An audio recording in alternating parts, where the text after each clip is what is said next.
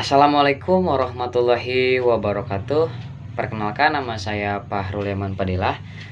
Saya dari kelas 11 MIPA 2 dan saya akan sedikit menjelaskan atau menerangkan beberapa poin pembelajaran sejarah Indonesia, yaitu yang pertama adalah poin dari peristiwa Jogja Kembali, dan poin kedua adalah konferensi inter Indonesia. Kita berlanjut kepada poin yang pertama adalah peristiwa Jogja Kembali. Mengapa dinamakan peristiwa Jogja Kembali? Peristiwa tersebut didasari pada saat 29 Juni 1945. Yang terjadi adalah ditariknya pasukan Belanda mundur keluar Yogyakarta, lalu dimasukkannya pasukan TNI masuk ke Yogyakarta, dan hal itu dinamakan peristiwa Jogja Kembali. Setelah peristiwa Jogja Kembali tersebut, Presiden Soekarno dan juga Wakil Presiden yaitu Muhammad Hatta kembali ke Yogyakarta pada tanggal 6 Juli 1945. Dan sejak awal 1945 juga ada 3 kelompok pimpinan Republik Indonesia yang memang ditunggu kedatangannya ke Yogyakarta atau ditunggu kepulangannya ke Yogyakarta pada saat itu. Kelompok yang pertama adalah kelompok Bangka. Siapakah anggota kelompok tersebut? Anggota kelompok Bangka terdiri dari anggota yang pertama itu Soekarno, yang kedua Hatta, dan juga para rombongan. Ada anggota lain pada saat itu yang bernama Mr. Rom. Namun Mr. Rom tidak dapat kembali pulang ke Yogyakarta dikarenakan harus menyelesaikan tugasnya sebagai ketua delegasi UNCI, dan ya dia harus menetap untuk bertugas di Jakarta dan belum bisa berpulang ke Yogyakarta, dan dia harus terus bertugas di Jakarta. Dan kelompok yang kedua adalah kelompok rombongan dari kelompok PDRI yang memang pada saat itu di bawah pimpinan Mr. Syafruddin Prawiranegara. Mereka juga ditunggu kedatangannya di Yogyakarta. Kelompok yang ketiga ada kelompok Angkatan Perang Gerilya yang dipimpin oleh Jenderal Besar Sudirman pada saat itu. Kelompok ketiga ini sama-sama ditunggu kedatangannya di Yogyakarta. Dan kelompok Bangka berhasil kembali ke Yogyakarta pada tanggal 6 Juli 1945. Namun ya pasti tidak dengan Mr. Rom tersebut. Pada tanggal 10 Juli 1949, rombongan PDRI juga berhasil mendarat di Maguwo. Setelah mereka mendarat, mereka disambut Sultan Hamengkubuwono IX dan para pembesar RI lainnya seperti Muhammad Hatta, Letkol Soeharto, dan juga pada saat itu ada pembesar-pembesar lainnya. PDRI pada saat itu pula datang pada tanggal 10 Juli 1945. Nah, pada tanggal 10 Juli 1945 juga pasukan Angkatan Perang Gerilya yang dipimpin oleh Jenderal Sudirman ditunggu kedatangannya di Yogyakarta. Pasukan Jenderal Sudirman juga kebetulan akan berpulang ke Yogyakarta pada saat itu. Sebelum berpulang, mereka akan berpamitan ke masyarakat Sobo dan juga Pakarso, di mana mereka tinggal di situ untuk melakukan perang gerilya atau mereka beristirahat di tempat tersebut. Jenderal Sudirman dan juga para pasukan berpamitan kepada keluarga Pakarso. Mereka berpamitan dengan menggunakan bahasa Jawa pada saat itu, yang artinya dalam bahasa Indonesia kurang lebih seperti berikut. Berkenaan kami akan berpulang atau kembali ke Yogyakarta, hanya satu pesan kami, semoga Pakarso dan keluarga tidak mendapatkan halangan atau tidak mendapatkan sesuatu yang kurang sedikit pun. Seperti itu kurang lebih isinya. Dan setelah itu pasukan Jenderal Sudirman berangkatlah ke Yogyakarta untuk berpulang. Sesampainya di kota, rombongan Jenderal Sudirman dijemput Sultan Hamengkubuwono IX juga bersama pasukan di bawah pimpinan Letkol Soeharto pada saat itu, beserta 2 wartawan. Berhubung pada saat itu kebetulan akan diadakan penyambutan resmi atau upacara penyambutan resmi Namun sayangnya pada saat itu Jenderal Sudirman dalam keadaan sakit dan dia harus ditandu untuk menghadiri acara tersebut. Namun beliau tetap menghadiri acara tersebut dengan pakaian khas gerilyanya. Ya walaupun beliau harus ditandu dalam keadaan upacara tersebut. Upacara dilaksanakan pada saat itu. Upacara dipimpin oleh inspektur upacara, yaitu Mr. Syafruddin Prawira Negara pada saat itu. Upacara berlangsung hikmat pada saat itu, dan pada tanggal 15 Juli 1949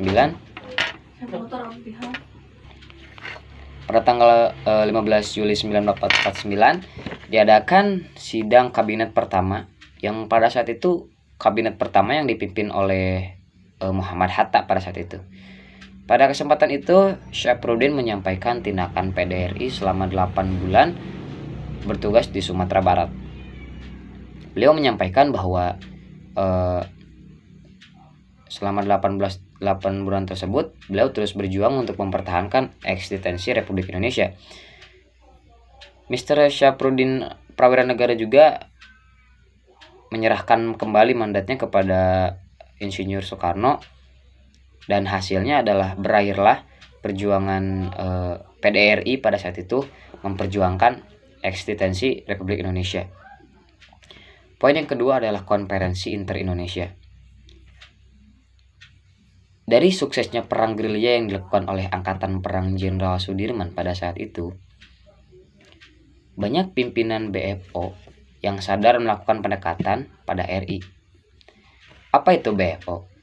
BFO atau Biemco Federal of Leh adalah Majelis Permusyawaratan Federal, komite yang dibuat Belanda untuk mengelola Republik Indonesia pada saat itu. Sadar bahwa BFO akan menjadikan Indonesia sebagai boneka Belanda saja, dibentuklah semacam front untuk menghadapi Belanda pada saat itu.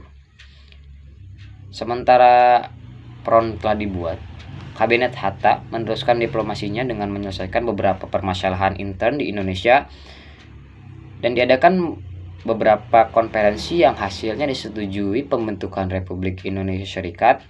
Namun tentu saja Republik Indonesia Serikat tidak tunduk pada pemerintahan Belanda.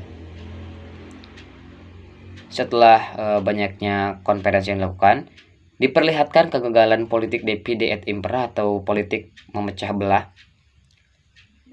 Memecah belah ini adalah diperuntukkan untuk memecah belah bagian-bagian Indonesia bagian luar karena mereka mudah untuk dipecah. Namun Republik Indonesia tetap teguh dan mereka bersatu. Akhirnya kegagalan diterima oleh Belanda dengan menggunakan politik yang sangat terkenal ini. Dan pada tanggal 8 Juli pada Juli dan juga Agustus 1949 diadakan konferensi inter Indonesia yang isinya adalah sebagai berikut. Yang pertama A, disetujui penamaan Republik Indonesia Serikat. Yang kedua, Republik Indonesia Serikat dikepalai oleh Presiden dan dibantu menteri-menteri. Yang ketiga, Republik Indonesia Serikat menerima penyerahan kedaulatan baik dari Belanda ataupun dari Republik Indonesia. Angkatan Perang Republik Indonesia Serikat adalah Angkatan Perang Republik Indonesia. Pembentukan Republik Indonesia Serikat semata-mata untuk Indonesia itu sendiri. Assalamualaikum warahmatullahi wabarakatuh. Nama saya Tia Astiani. Saya di sini akan menjelaskan tentang persetujuan Roem Ryan. Serangan umum 1 Maret 1949 yang dilancarkan para pejuang Indonesia telah membuka mata dunia bahwa propaganda Belanda itu tidak benar. RI dan TNI masih tetap ada, namun Belanda tetap membandel dan tidak mau melaksanakan resolusi DKPBB 28 Januari. Perundingan pun menjadi macet. Melihat kenyataan itu, Amerika Serikat bersikap tegas dan terus mendesak Belanda agar mau melaksanakan resolusi 28 Januari. Amerika Serikat pun berhasil mendesak Belanda untuk melakukan resolusi 28 Januari.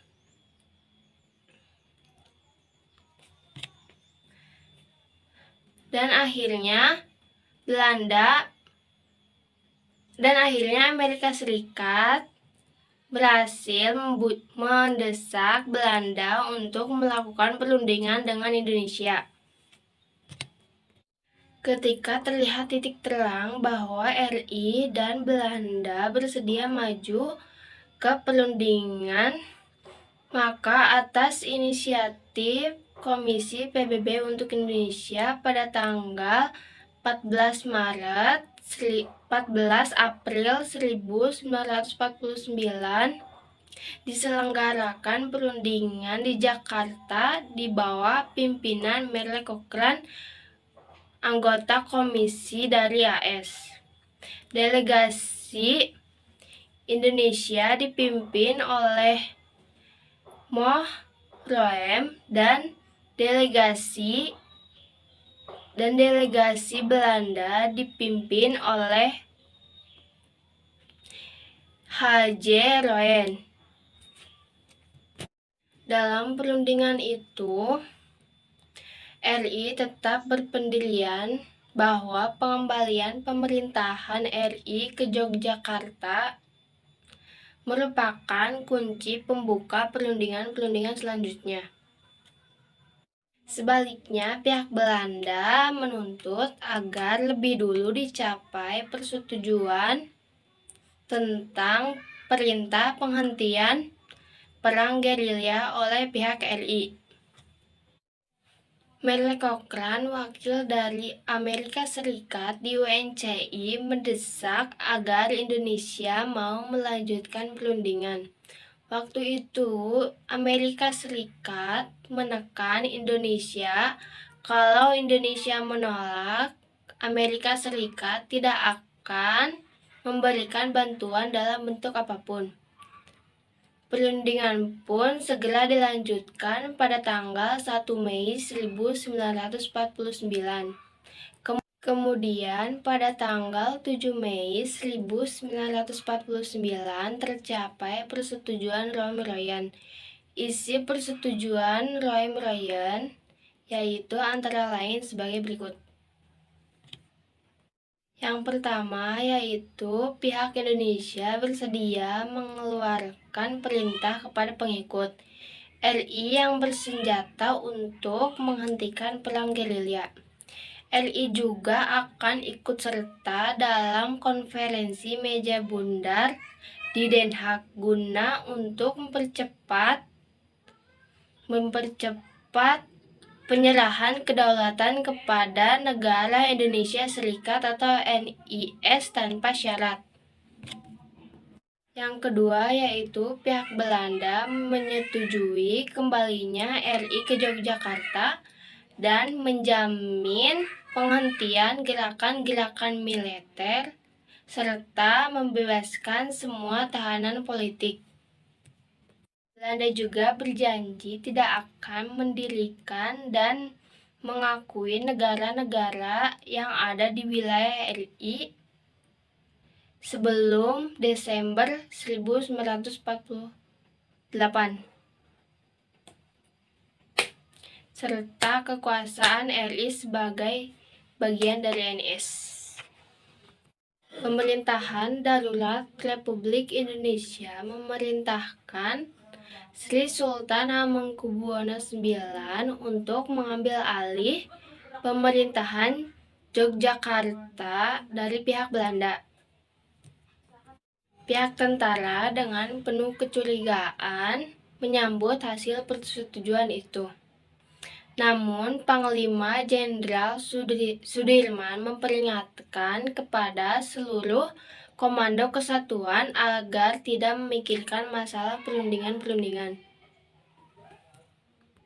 Setelah pemerintah RI kembali ke Yogyakarta pada tanggal 13 Juli 1949, diselenggarakan sidang kabinet yang pertama. Pada kesempatan itu, Syarifuddin Prawira Negara mengembalikan mandatnya kepada Wakil Presiden Muhammad Hatta. Dalam sidang juga diputuskan untuk mengangkat Sri Sultan Hamengkubuwono IX untuk menjadi Menteri Pertahanan merangkap Ketua Koordinator Keamanan. Kesimpulan dari isi persetujuan Romeroyen. Yang pertama yaitu pihak Indonesia bersedia mengeluarkan perintah kepada pengikut RI yang bersenjata untuk menghentikan perang gerilya. RI juga ikut serta akan konferensi meja bundar di Den Haag guna untuk mempercepat kedaulatan negara Indonesia Serikat. Yang kedua, pihak Belanda menyetujui kembalinya RI ke Yogyakarta dan menjamin penghentian gerakan-gerakan militer serta membebaskan semua tahanan politik. Belanda juga berjanji tidak akan mendirikan dan mengakui negara-negara yang ada di wilayah kekuasaan RI serta menjadikan negara Indonesia sebagai bagian dari NIS. Itulah penjelasan dari persetujuan Romeroyen. Assalamualaikum warahmatullahi wabarakatuh. Perkenalkan, nama saya Silvi Rahayu Herunisa, kelas 11 MIPA 2. Di sini saya akan mempresentasikan tentang konferensi meja bundar. Persetujuan Romeroyen belum menyelesaikan masalah Indonesia Belanda. Salah satu agenda yang disepakati oleh Indonesia Belanda adalah dengan menyelenggarakan konferensi meja bundar. KMB dibuka pada tanggal 23 Agustus 1949 di Den Haag. Delegasi Belanda yang dipimpin oleh Mr. Van Maarseveen dan dari UNCI sebagai mediator adalah Kurt Clay. Tujuan diadakan KMB yaitu 1. Menyelesaikan persengketaan antara Indonesia dan Belanda. 2. Mencapai kesepakatan antara para peserta tentang tata cara penyerahan yang penuh dan tanpa syarat kepada negara Indonesia Serikat sesuai dengan ketentuan persetujuan Renville. Beberapa masalah yang sulit dipecahkan dalam KMB adalah 1. Soal Uni Indonesia Belanda. Pihak Indonesia menghendaki agar sifatnya hanya kerjasama yang bebas tanpa adanya organisasi permanen, sedangkan Belanda menghendaki kerja yang lebih luas dengan organisasi permanen atau mengikat. 2. Soal utang. Pihak Indonesia hanya mengakui utang-utang Hindia Belanda sampai menyerahnya Belanda kepada Jepang. Sementara Belanda menghendaki agar Indonesia mengambil alih semua utang Hindia Belanda sampai penyerahan kedaulatan, termasuk biaya perang kolonial melawan TNI. Setelah melalui pembahasan dan perdebatan, KMB pada tanggal 2 November 1949 dapat diselesaikan. Hasil-hasil dari keputusan KMB adalah 1. Belanda mengakui keberadaan Republik Indonesia Serikat sebagai negara yang merdeka dan berdaulat. 2. Masalah Irian Barat akan diselesaikan setahun kemudian setelah pengakuan kedaulatan. 3. Cara pemerintahan RIS akan diatur dengan konstitusi yang dibuat oleh delegasi RI dan BFO selama KMB berlangsung. 4. Akan dibentuk Uni Indonesia Belanda yang lebih longgar, berdasarkan kerjasama secara sukarela dan sederajat. 5. RIS harus membayar utang-utang Hindia Belanda sampai pengakuan kedaulatan. 6. RIS akan mengembalikan hak milik Belanda dan memberikan izin baru untuk perusahaan-perusahaan Belanda. Sebagian keputusan yang merugikan Indonesia adalah 1. utang Hindia Belanda yang harus ditanggung RIS sebesar 4,3 miliar gulden, dan penundaan soal penyelesaian Irian Barat yang merupakan masalah yang menjadi pekerjaan panjang Indonesia. Tetapi yang jelas hasil keputusan KMB memberikan kesempatan lebih luas untuk bangsa Indonesia membangun negeri sendiri. Sekian presentasi dari kelompok kami. Mohon maaf bila ada kesalahan dan kekurangan. Terima kasih. Wassalamualaikum warahmatullahi wabarakatuh.